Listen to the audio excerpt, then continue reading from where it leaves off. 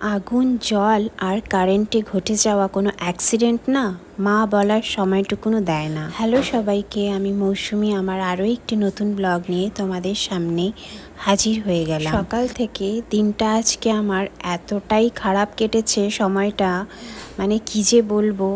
তো চলো শুরু করি দিনটা। সকালটা আজকে আমার শুরু হয়েছিল ভোর 6টা থেকে। 6টার সময় উঠে নিজে একটু ফ্রেশ হয়ে নিলাম, মুখ ঠুক ধুয়ে তারপরে সোজা রান্নাঘরে এসে মিকির আগে স্কুলের টিফিনটা বানালাম। সেটা হচ্ছে ওকে আজকে স্কুলের টিফিনে দিয়েছিলাম চাউমিন। তো গতকাল রাতে আমি টুকটাক গুছিয়ে রেখেছিলাম। আর এই যে দেখো, ম্যাডামের স্কুলে ছিল আজকে অ্যাক্টিভিটিতে আর্থ ডের অ্যাক্টিভিটি। তো সেগুলো কিন্তু আমি গতকাল রাত্রেই কেটে একদম সুন্দর করে গুছিয়ে ফাইলের সামনে রেখে দিয়েছিলাম। আর ম্যাডাম বলে দিয়েছিল মেসেজের মাধ্যমে যে আর্ট ডেতে কী কী লাগবে অ্যাক্টিভিটির, তো সেগুলো কাট আউট করে দিতে আমাদের ঘরের থেকে, ওরা গিয়ে বাকিটা বানাবে। তো সেই রকম পুরো রেডি করে টিফিন, জল, স্কুলের ব্যাগ সমস্ত রেডি করে তারপরে হচ্ছে মিকিকে আমি ওঠাই ঘুম থেকে। তো দেখো, মিকিকে আজকে তোমরা নতুন ইউনিফর্মেও দেখতে পেলে। ওর ইউনিফর্ম তো চেঞ্জ হয়ে গেছে, আর এই রকমই হয়েছে ওর স্কুলের এখন ইউনিফর্মটা, যেটা কিন্তু ভীষণ মিষ্টিও লাগছে। তো প্রথম দিকে ভেবেছিলাম যে কীরকম লাগবে, তো দেখলাম যে না, বেশ ভালোই লাগছে। আর দেখো, মিকিকে স্কুলে ছেড়ে দিয়ে এসে আমি কিন্তু সোজা মাছটা নিয়ে রোজকার মতন চলে আসি। আর দেখো, সকাল থেকে এত কষ্ট হচ্ছিল না চোখটাতে, মানে কি বলবো, চোখটা দিয়ে আমি যে তাকিয়ে যে গাড়ি চালিয়ে মিকিকে নিয়ে গেলাম, ভীষণ কষ্ট হচ্ছিল। আর চোখ দিয়ে সমানে টপ টপ টপ টপ করে জল পড়ে যাচ্ছিল। আর বাড়িতে এসে দেখি যে এরকম ফুলে লাল হয়ে গেছে।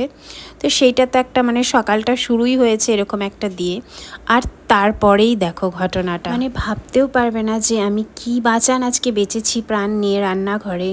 আর জানো তো, মানে এই ধরনের অ্যাক্সিডেন্ট, মানে কারেন্ট, জল, আগুন, এগুলো না মানে মানুষকে মা বলার সুযোগটুকু আমি মিকিকে আমি এখন বলতে গিয়েও না আমার মানে ওই দৃশ্যটা দেখলাম আবার ভিডিওর মাধ্যমে। তো সেটাই আর কি। আর যেহেতু আমার ভিডিওটা অন ছিল, আমি রান্নাঘরে ওই সময় ভিডিও করছিলাম, আর সেই জন্যই না এটা ক্যাপচার হয়েছে। জানো তো, মানে কি যে অবস্থা গেছে।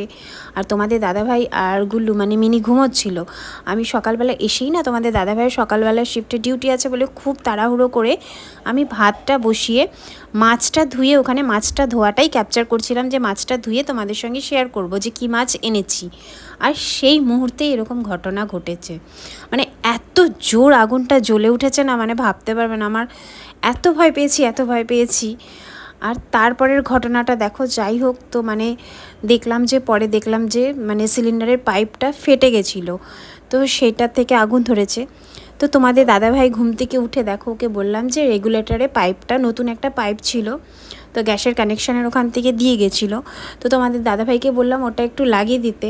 ওটা লাগাতে গিয়ে আর এক ঘটনা, রেগুলেটরটাই পুরো গেল ভেঙে। কী অবস্থা!